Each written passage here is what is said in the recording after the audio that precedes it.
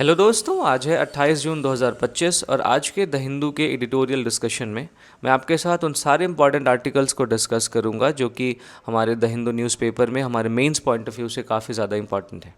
तो आई am your दोस्त Rahul Sharma and I welcome you all to Rahul Sharma education. दोस्तों, एक नज़र हम डालते हैं कि आज हम किन किन इंपॉर्टेंट आर्टिकल्स पे बात करने वाले हैं।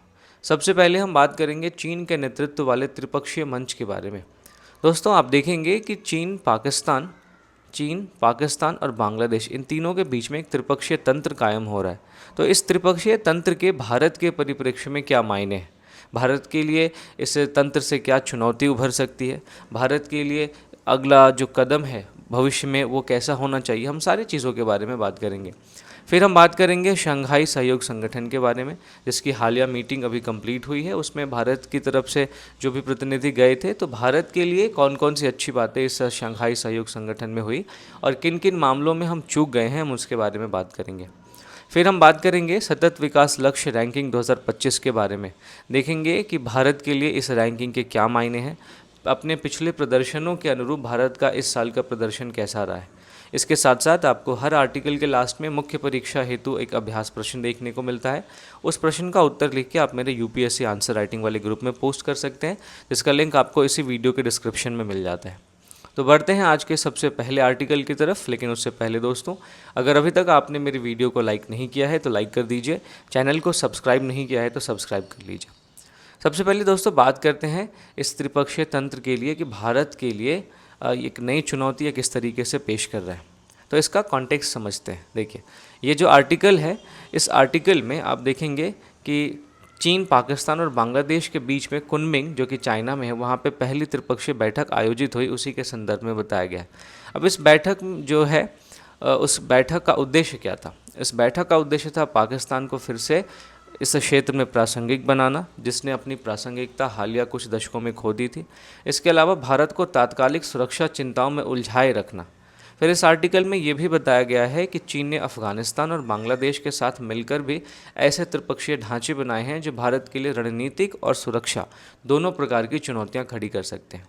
तो ये जो आर्टिकल है दोस्तों, ये आपके सिलेबस के जीएस पेपर 2 के अंतर्राष्ट्रीय संबंध से, भारत और उसके पड़ोसी देश वाले टॉपिक से और बहुपक्षीय मंच से जुड़ जाता है। साथ ही साथ जीएस पेपर 3 में आप इसको राष्ट्रीय सुरक्षा से और आंतरिक सुरक्षा से भी जोड़ सकते हैं।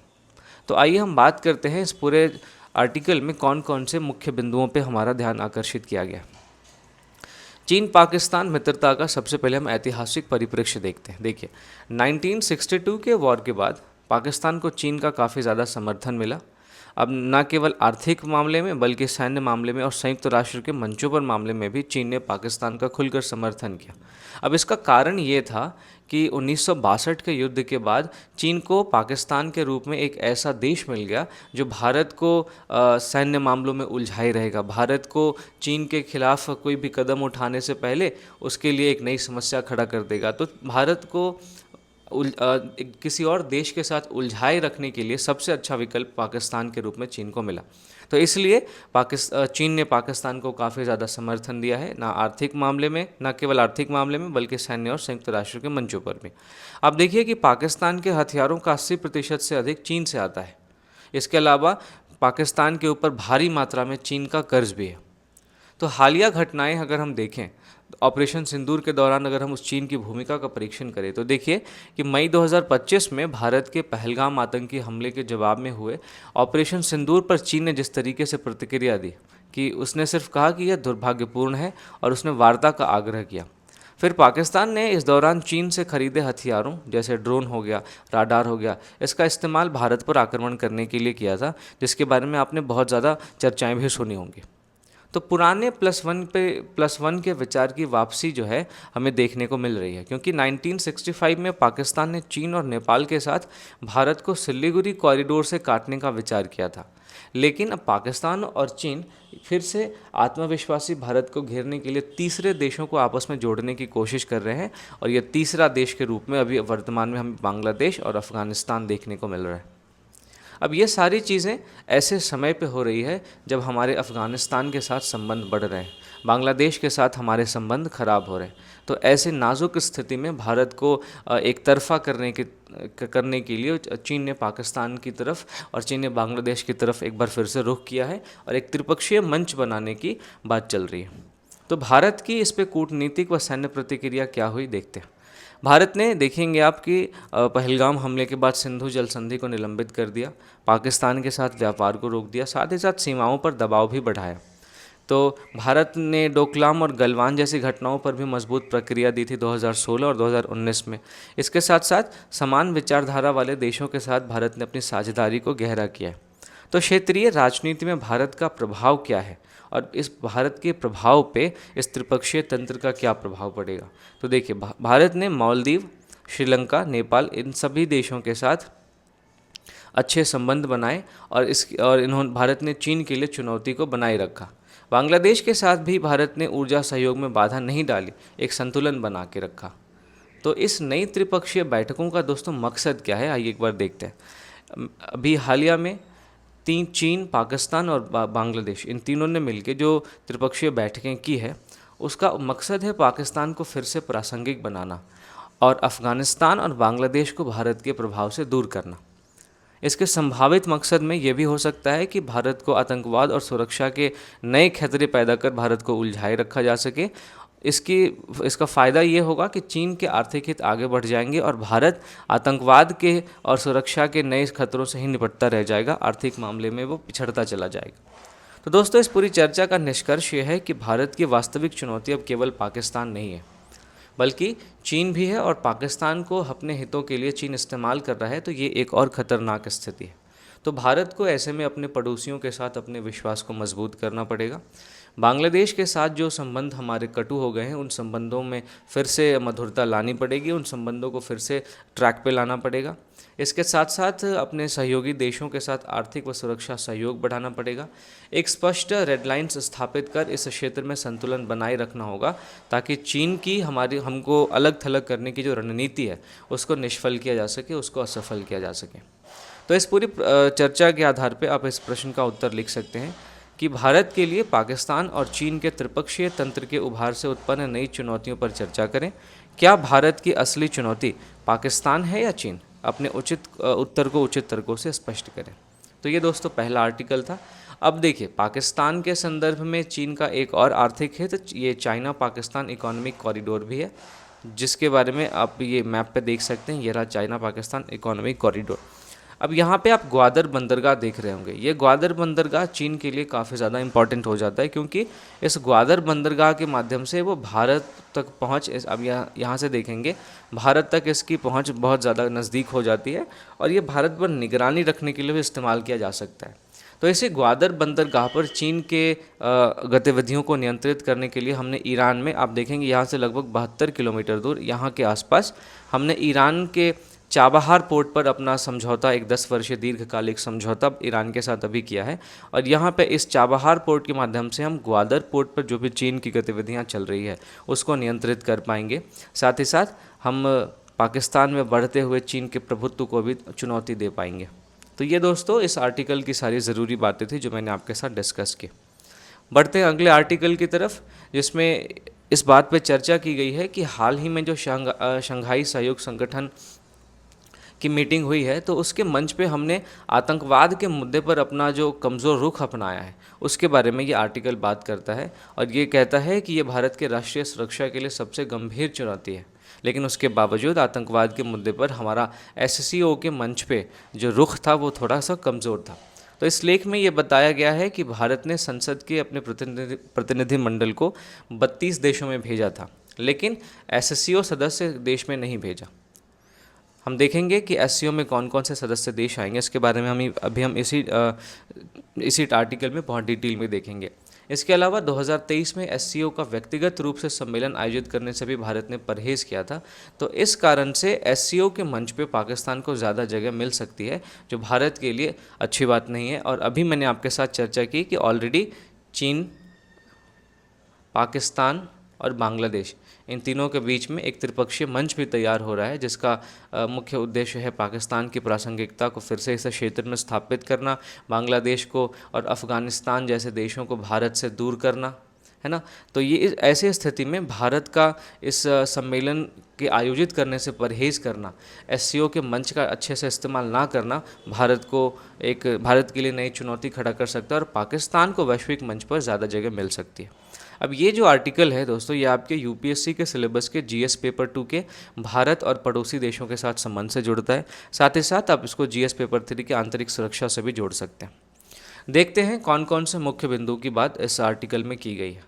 सबसे पहले हमारा ध्यान भारत की रणनीतिक चूक के ऊपर आकर्षित किया गया है। देखिए, प्रधानमंत्री द्वारा ऑपरेशन सिंदूर के बाद घोषित 3 स्तरीय न्यू नॉर्मल जो था, जिसके बारे में मैंने आपसे पिछले आर्टिकल्स में डिस्कस किया हुआ है, जिसमें तो एक भारत ये कहता है कि भारत पर किसी भी प्रकार का हमला जो है वो युद्ध माना जाएगा। ठीक है, भारत पर किसी भी प्रकार की आक्रामकता को युद्ध माना जाएगा। साथ ही साथ भारत जो है वो राज्य या फिर गैर राज्य, इन दोनों मामलों में, इन दोनों तत्वों में कोई भी भेदभाव नहीं करेगा। यानी कि अगर पाकिस्तान जैसे राज्य भी आक्रामकता दिखाते हैं तो, और आतंकवादी संगठन जैसे गैर राज्य तत्व भी आक्रामकता दिखाते हैं, तो दोनों स्थिति में ही भारत का जो रुख होगा वो एक समान होगा और भारत आक्रामकता के अनुसार अपनी तरफ से जवाबी कार्रवाई में कभी भी चूकेगा नहीं। तो ये न्यू नॉर्मल की बात हमारे प्रधानमंत्री ने की थी। अब इस न्यू नॉर्मल का जो संदेश है वो भारत अच्छी तरह से दुनिया भर के देशों में नहीं पहुंचा पाया, जिसके बारे में दोस्तों मैंने आपसे इसी एनालिसिस में ही डिस्कस किया है, उसको आप देख सकते हैं। तो चीन की हालिया भूमिका भी जो है वो एससीओ के अध्यक्ष के तौर पर भारत के लिए निराशाजनक ही रही। तो ये माना जाता है कि भारत से थोड़ी सी रणनीतिक चूक हुई है। तो एससीओ का महत्व क्या है, इस महत्व के संबंध में हम इस रणनीतिक चूक को समझने की कोशिश करते हैं। देखिए, एससीओ की स्थापना में चीन, रूस और मध्य एशियाई देशों की केंद्रीय भूमिका है। भारत सार्क जैसे मंचों पर प्रभावी रहा, लेकिन एससीओ में उसे और ज़्यादा प्रयास करने की ज़रूरत है ताकि मध्य एशियाई देशों तक भारत की जो पहुंच है वो और ज़्यादा सुलभ हो सके। फिर पाकिस्तान के अवसर के बारे में इस आर्टिकल में बात की गई है कि पाकिस्तान को क्या अवसर मिले। तो भारत के एससीओ से धीरे धीरे दूरी बनाने के कारण पाकिस्तान को इस मंच पर ज़्यादा जगह मिल रही है, जिसके बारे में मैंने अभी आपको बताया। तो इस ज़्यादा जगह मिलने की वजह से पाकिस्तान अपनी स्थिति को मजबूत करेगा और वैश्विक मंच पर भारत जो आतंकवाद के खिलाफ आवाज़ उठाता है उस आवाज़ को कमज़ोर कर सकता है। तो भारत को केवल आलोचना के बजाय सदस्यों को मीन्स कि एससीओ के सदस्यों को आतंकवाद विरोधी साझा सहयोग में शामिल करने का प्रयास करना चाहिए। तो दोस्तों, इस पूरी चर्चा का निष्कर्ष ये है कि एससीओ जैसे मंच भारत के लिए आतंकवाद विरोधी सहयोग को मजबूत करने के लिए और आसपास के क्षेत्रों में स्थिरता को बढ़ावा देने के लिए महत्वपूर्ण अवसर प्रदान करते हैं। तो भारत को एससीओ के मंच पर भागीदारी से हिचकिचाना नहीं चाहिए। भारत को सक्रिय कूटनीति, मजबूत संदेश और पड़ोसी देशों के साथ विश्वास निर्माण के जरिए अपने हितों को मजबूती से आगे बढ़ाना चाहिए ताकि पाकिस्तान जैसे देश मंच पर हावी ना हो सके और आतंकवाद को लेकर भारत की जो पहल है कि आतंकवाद को वैश्विक स्तर पर एक वैश्विक स्तर का समस्या बनाना, तो इस पहल को भारत अच्छे तरीके से लेके आगे बढ़ सके और पाकिस्तान जैसे देशों की प्रासंगिकता जो है वो वैश्विक मंचों पे कमज़ोर पड़ सके या कम हो सके। तो इस पूरी चर्चा के आधार पे दोस्तों आप इस प्रश्न को लिख सकते हैं, जहाँ पे शंघाई सहयोग संगठन जैसे मंचों पर भारत की भूमिका को सुदृढ़ करने की आवश्यकता क्यों है, इसके बारे में आपको बताना है। और साथ ही साथ ये भी बताना है कि भारत में हाल में कौन कौन से अवसर गंवाए हैं और उनसे क्या क्या सबक लिए जा सकते हैं। अब एससीओ के बारे में हमारे एग्ज़ाम के लिए डिटेल में जानना बहुत ज़रूरी है, तो आइए इसके बारे में बात करते हैं। सबसे पहले हम देखते हैं कि एससीओ की स्थापना वर्ष 2001 में हुई थी, माफ़ कीजिएगा।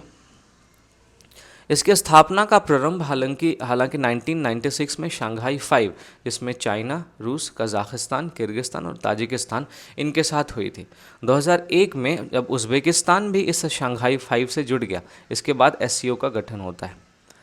शंघाई सहयोग संगठन के मुख्य उद्देश्यों की बात करें दोस्तों, तो आतंकवाद, चरमपंथ और अलगाववाद का मुकाबला करना, क्षेत्रीय सुरक्षा व स्थिरता को बढ़ावा देना, सदस्य देशों के बीच में आर्थिक, सांस्कृतिक, तकनीकी सहयोग को बढ़ावा देना, साथ ही साथ आपसी विश्वास और पड़ोसी मित्रता को मजबूत करना।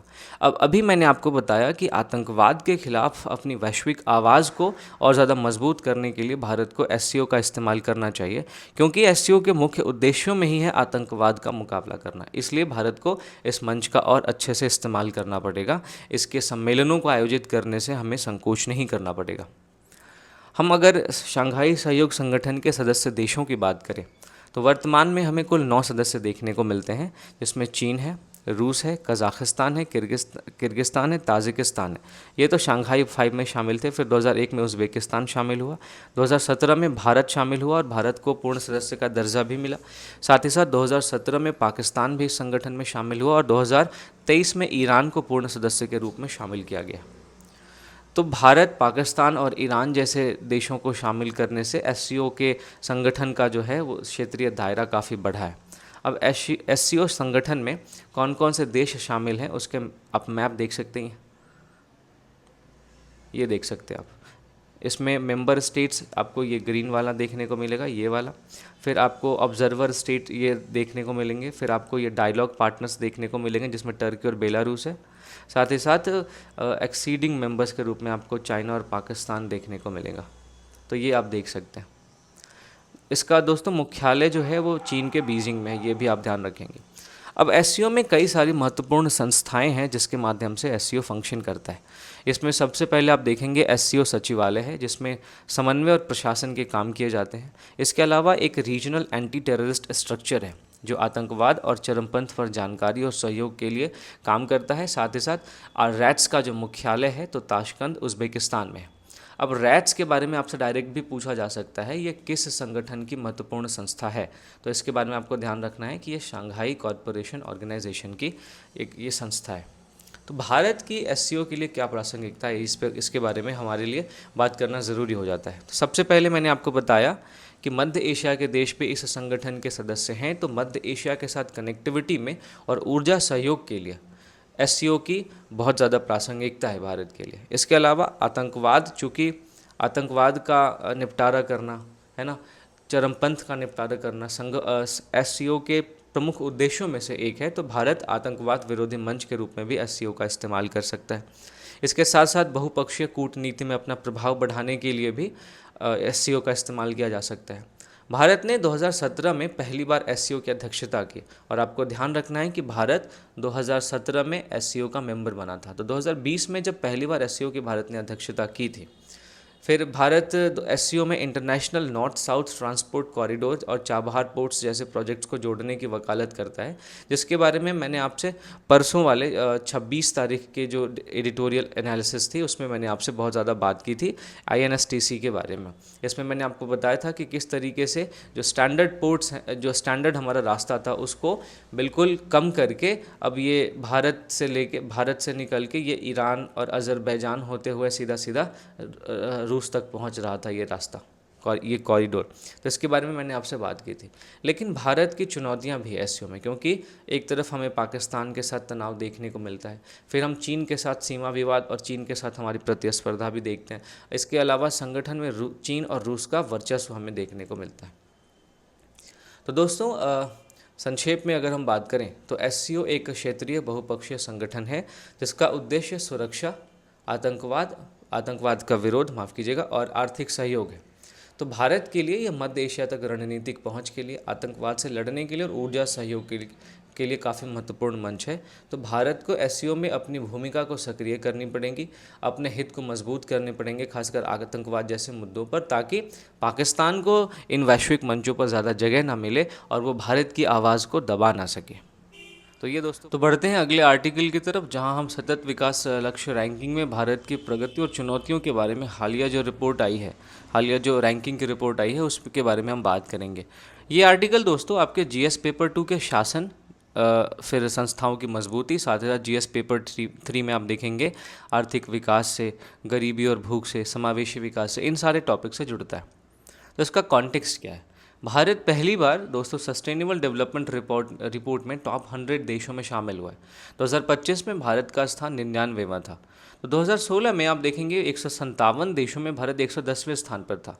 तो ये जो प्रगति है ये सकारात्मक ज़रूर है, लेकिन इस आर्टिकल में इस बात पर जोर दिया गया है कि अभी रुकने का समय नहीं है। अभी भी हमारे सामने कई गंभीर चुनौतियाँ बनी हुई है, खासकर शासन के क्षेत्र में, न्याय के क्षेत्र में, पोषण के क्षेत्र में और समावेशन के क्षेत्र में। तो बात करेंगे हम इस आर्टिकल के सारे मुख्य बिंदुओं के बारे में एक एक करके। सबसे पहले इस आर्टिकल में हमारे देश में गरीबी में कमी को बताया गया। तो भारत ने गरीबी घटाने में बेहतर प्रदर्शन किया है। 2022 में 22%, माफ़ कीजिएगा, 2012 में 22% से घटकर 2023 में गरीबी 12% तक हो चुकी है।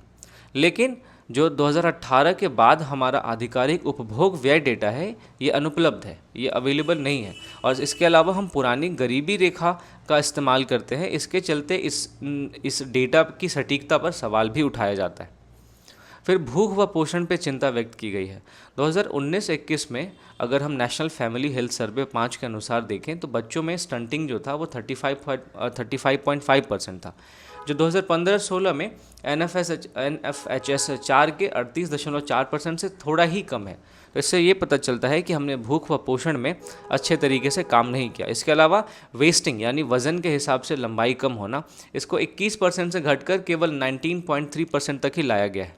इसमें भी हमने अच्छे काम नहीं किए हैं। इसके अलावा मोटापा जो है वो 15 से 49 वर्ष की आयु के लोगों में 2006 से 2021 के बीच में लगभग दोगुना हो गया है, खासकर शहरी अमीर वर्ग में आप ऐसा देखेंगे। इसके अलावा ऊर्जा और अवसंरचना पे बात करें, जो कि SDG 7 ऊर्जा और अवसंरचना यानी SDG 9, ठीक है, इसके बारे में बात करें तो भारत ने लगभग सार्वभौमिक बिजली पहुंच हासिल कर ली है। नवीकरणीय ऊर्जा क्षमता में दुनिया में चौथा सबसे बड़ा स्थान हो गया है भारत का। इसके अलावा हमने मोबाइल और डिजिटल भुगतान से वित्तीय समावेशन में भी काफ़ी तेज़ी दिखाई है। फिर डिजिटल खाई और शिक्षा, जो कि SDG 4 से जुड़ता है, इसके संदर्भ में हम बात करें तो कोविड-19 के दौरान ग्रामीण और शहरी क्षेत्रों में इंटरनेट की असमानता उजागर हुई थी। इससे शिक्षा के परिणामों पर असर पड़ता है। तो हमने डिजिटल खाई और शिक्षा के क्षेत्र में भी ठीक ठाक काम किया है। शासन और संस्थाओं की बात करें, जो कि SDG 16 से जुड़ता है, तो इसमें हम देखते हैं न्याय व्यवस्था, कानून का शासन, प्रेस की आज़ादी और मजबूत स्वतंत्र संस्थानों के क्षेत्र में हमारी प्रगति धीमी रही है।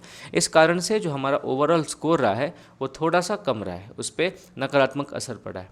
तो दोस्तों, इस पूरे चर्चा का निष्कर्ष ये है कि भारत की SDG रैंकिंग में सुधार एक महत्वपूर्ण उपलब्धि है, लेकिन हमारे देश में अभी और भी ज़्यादा व्यापक सुधार की आवश्यकता है।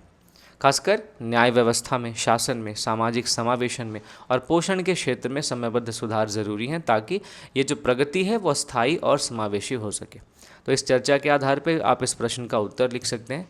तो आइए हम एक बार और ज़्यादा डिटेल में 10वीं सतत विकास रिपोर्ट 2025 की बात करते हैं। तो इस रिपोर्ट को UN के सस्टेनेबल डेवलपमेंट सॉल्यूशंस नेटवर्क के द्वारा तैयार किया जाता है, और ये जो 2025 में रिपोर्ट आई है वो रिपोर्ट 10वीं रिपोर्ट है। तो इसके अनुसार भारत ने, मैंने आपको बताया कि 99वां स्थान प्राप्त किया है और पहली बार शीर्ष 100 देशों में शामिल रहा है। भारत का स्कोर दोस्तों 67 रहा है। इस पूरी रिपोर्ट के मुख्य निष्कर्ष में आप देखेंगे कि वैश्विक SDG प्रगति की स्थिति का आकलन किया गया है। इसमें ये पता चलता है कि केवल 17% सतत विकास लक्ष्य को ही 2030 तक पूरा किया जा सकेगा, जो हमारी वैश्विक प्रगति में SDG लक्ष्यों के प्रति गंभीर मंदी को दर्शाता है। अब इस स्थिरता के पीछे अस्थिरता यहाँ पे होनी चाहिए थी। इस अस्थिरता के पीछे सशस्त्र संघर्ष, संरचनात्मक कमजोरियाँ और सीमित वित्तीय साधन जैसी चुनौतियाँ हैं, जो SDG के प्रभावी क्रियान्वयन में लगातार बाधा बन रही हैं। इस रिपोर्ट के अनुसार जो सबसे ज़्यादा अच्छे प्रदर्शन करता है उसमें आपको नॉर्डिक देश के सदस्य मिलेंगे। जैसे आप देखेंगे फिनलैंड है, स्वीडन है, डेनमार्क है। फिनलैंड पहले स्थान पे, स्वीडन दूसरे स्थान पे और डेनमार्क तीसरे स्थान पे शामिल है। तो नॉर्डिक देश सतत विकास लक्ष्य रैंकिंग में शीर्ष पर है। फिर शीर्ष 20 देशों में से 19 देश यूरोपीय हैं, ये आपको ध्यान में रखना है। पूर्व और दक्षिण एशिया ने वर्ष 2015 के बाद से सबसे ज़्यादा क्षेत्रीय प्रगति दिखाई है। भारत, बांग्लादेश 114वें और पाकिस्तान 140वें से आगे है, लेकिन भूटान 74वें, नेपाल 85वें, श्रीलंका 93वें और मालदीव 53वें से पीछे है। तो एसडीजी में सफलताएं और चुनौतियों की अगर हम बात करेंगे तो अधिकांश देशों ने बुनियादी सेवाओं में और बुनियादी ढांचे पर मजबूत प्रगति की है, विशेष रूप से मोबाइल ब्रॉडबैंड में, इंटरनेट उपयोग में, विद्युत तक पहुंच में, फिर 5 वर्ष से कम आयु के बच्चों और नवजात मृत्यु दर में कमी के मामले में। तो काफ़ी सारी सफलताएं हमें देखने को मिलती है। आप इस सस्टेनेबल डेवलपमेंट गोल्स को यहाँ पे देख सकते हैं, इसका स्क्रीनशॉट लेके भी, या फिर आप इसको डाउनलोड करके आप अपने स्क्रीन पे ज़रूर लगाइए, ताकि बार बार आप इसको पढ़ सकें और आपको ये याद हो जाए कि किस सस्टेनेबल डेवलपमेंट गोल में क्या है। जैसे SDG 1 में आपको नो पॉवर्टी देखने को मिलेगा, 2 में ज़ीरो हंगर है, 3 में good health and well being है, 4 में क्वालिटी एजुकेशन है, 5 में जेंडर इक्वलिटी है। तो ऐसे ही करके आप इन सारे 17 SDG सस्टेनेबल डेवलपमेंट गोल्स को याद रख सकते हैं। फिर सतत विकास लक्ष्य की प्राप्ति में जो धीमी प्रगति हमारी हो रही है, उसके लिए कौन कौन से कारक जिम्मेदार हैं, आइए इस पर बात करते हैं। सबसे पहला है दोस्तों वैश्विक संघर्ष। यूक्रेन, गाजा, सूडान और अन्य क्षेत्रों में आप देख रहे हैं कि कई सारे संघर्ष चल रहे हैं। तो इन संघर्षों ने सबसे बड़े वैश्विक विस्थापन संकट को जन्म दे दिया है। लगभग 120 मिलियन से ज़्यादा लोग ज़बरदस्ती विस्थापित हुए हैं, जिसकी वजह से SDG 16, जिसमें हम शांति, न्याय और मजबूत संस्थान की बात करते हैं, उसकी दिशा में प्रगति काफ़ी कम हो गई है। फिर जलवायु वित्त का अंतर भी हमें देखने को मिलता है, क्योंकि UNFCCC का अनुमान है कि जलवायु लक्ष्यों को पूरा करने के लिए विकासशील देशों को 2030 तक 6 ट्रिलियन अमेरिकी डॉलर की आवश्यकता होगी। हालांकि गंभीर वित्त पोषण की कमी से SDG 13 पर प्रगति बाधित होने का खतरा है। फिर महामारी से भी उत्पन्न संकट की वजह से वैश्विक प्रगति हमें धीमी देखने को मिली, क्योंकि कोविड-19 महामारी ने वैश्विक विकास को गंभीर रूप से बाधित किया और गरीबी उन्मूलन की प्रगति को उलट दिया। फिर स्वास्थ्य सेवा प्रणालियों को भी कमज़ोर किया और शिक्षा तक पहुंच में भी बाधाएं उत्पन्न की। तो इसने विकासशील देशों में स्वच्छ ऊर्जा निवेश को भी धीमा कर दिया। मैं बात कर रहा हूँ महामारी से उत्पन्न संकट के बारे में। तो इस वजह से जो SDG 7, जहाँ पे हमें किफ़ायती और स्वच्छ ऊर्जा की बात की गई है, उसकी प्रगति में भी बाधा उत्पन्न हुई। फिर पर्यावरणीय दबाव की वजह से भी वैश्विक प्रगति पर नकारात्मक असर पड़ा। हम देखते हैं जलवायु परिवर्तन, जैव विविधता की हानि, वनोन्मूलन, इन सारी बढ़ती चुनौतियों ने हमारे पारिस्थितिकी तंत्र के लिए खतरे को उत्पन्न किया है। IPCC ने चेतावनी भी दी है कि अगर 2 डिग्री सेल्सियस तापमान में वृद्धि हुई तो फिर 99% तक प्रवाल भित्तियाँ जो है वो नष्ट हो सकती हैं, और इससे हमारे जलीय जीवन जो SDG 14 का हिस्सा है उस पर गंभीर दुष्प्रभाव पड़ेगा। फिर बार बार आने वाली आपदाओं ने भी वैश्विक प्रगति पर नकारात्मक असर डाला है। इसमें आप देखेंगे बाढ़ है, हीट वेव्स है, सूखा है। तो ये सारी आपदाएं हमें हमारी प्रगति को काफ़ी नुकसान पहुंचा रही है। और जो सबसे कम विकसित देश हैं, LDC यानी लीस्ट डेवलप्ड कंट्रीज़, और जो स्थल रुद्ध विकासशील देश हैं, लैंड लॉक्ड जो कंट्रीज़ हैं, उनमें वैश्विक आर्थिक आपदा नुकसान जो है वो उनका 6.9% वो वहन कर रहे हैं। तो इस वजह से गरीबी और जो उनकी वल्नरेबिलिटी है वो और भी ज़्यादा ख़राब हो रही है, और इससे जो हमारा SDG 1 का लक्ष्य, जिसमें हम गरीबी उन्मूलन करने का लक्ष्य हमने निर्धारित किया, उसकी प्रगति में भी बाधा आ रही है। तो सवाल ये उठता है कि इन सारे चुनौतियों के बाद हम कौन से कदम उठा सकते हैं, हम कौन से रणनीति अपना सकते हैं। तो सबसे पहले दोस्तों वैश्विक शासन को मजबूत किया जा सकता है। देखिए, सतत विकास लक्ष्यों को आगे बढ़ाने के लिए जो अलग अलग वैश्विक संस्थाएं हैं, जैसे UN हो गया, वर्ल्ड बैंक हो गया, IMF हो गया, तो इन सारे बहुपक्षीय संस्थानों में सुधार करना ज़रूरी है, ताकि SDG लक्ष्यों के वित्त पोषण में और उसके नीति के संरेखन के लिए एक समर्थन बढ़ाया जा सके, और इन सारे संस्थानों के बीच में एक अलाइनमेंट हमें देखने को मिले। और ये जो संस्थान है, ये सतत विकास लक्ष्यों पर आधारित समझौतों को अच्छे से बढ़ावा देंगे, जो कार्बन तटस्थ आपूर्ति श्रृंखलाओं जैसे निष्पक्ष और सतत व्यापार, इन सब को ये प्रोत्साहित करेंगे। तो वैश्विक शासन को मजबूत करके हम SDG लक्ष्यों की प्रगति में और ज़्यादा अच्छे तरीके से आगे बढ़ सकते हैं। इसके अलावा सतत विकास लक्ष्यों में वित्त पोषण के लिए हम ग्रीन बॉन्ड का या फिर जो मिश्रित बॉन्ड होते हैं उनका भी इस्तेमाल कर सकते हैं। ग्रीन बॉन्ड दोस्तों ऐसे बॉन्ड होते हैं जो ऐसे प्रोजेक्ट्स के लिए ऋण जुटाने का काम करते हैं जो पर्यावरणीय दृष्टि से अच्छे होते हैं। तो फिर इन सब का विस्तार करके हम वित्त पोषण कर सकते हैं अपने सतत विकास लक्ष्यों की प्रगति के लिए। इसके अलावा हम सतत कृषि भी अपना सकते हैं, क्योंकि मृदा स्वास्थ्य को बहाल करने और उत्सर्जन को कम करने के लिए कृषि पारिस्थितिकी के माध्यम से हम पुनर्योजी खेती को बढ़ावा दे सकते हैं। भंडारण और परिवहन की नीतियों में सुधार कर सकते हैं। इससे क्या होगा कि खाद्य अपशिष्ट की समस्या का समाधान हो पाएगा। फिर सतत विकास लक्ष्यों को स्थानीय बनाकर भी हम अपने वैश्विक लक्ष्य की प्रगति को लेकर आगे बढ़ सकते हैं, क्योंकि स्थानीय सरकारों और समुदायों को सतत विकास लक्ष्यों से जुड़ी योजनाओं को अपनाने पे उनका क्रियान्वयन और अच्छा हो जाता है। उनको अगर हम पर्याप्त वित्त पोषण दें, उन पे पर्याप्त निगरानी तंत्र रखें, तो हमारी जो भी योजनाएं हैं वो सामुदायिक भागीदारी के माध्यम से काफ़ी अच्छे तरीके से क्रियान्वित होंगे। तो दोस्तों, निष्कर्ष ये है कि एसडीजी इंडेक्स के शीर्ष 100 में भारत का प्रवेश कुछ मामलों में प्रगति को ज़रूर दर्शाता है, लेकिन कुछ ऐसे भी मामले हैं जहां पे हमें वैश्विक चुनौतियां हमारी इस प्रगति के लिए खतरा उत्पन्न करती हैं। जैसे वर्ष 2030 एजेंडा को प्राप्त करने के लिए हमारे पास जो तत्काल बहुपक्षीय सहयोग है, वित्त पोषण में सुधार है, स्थानीय जुड़ाव है और केंद्रित कार्यान्वयन रणनीति है, इन सब की हमें ज़रूरत पड़ने वाली है।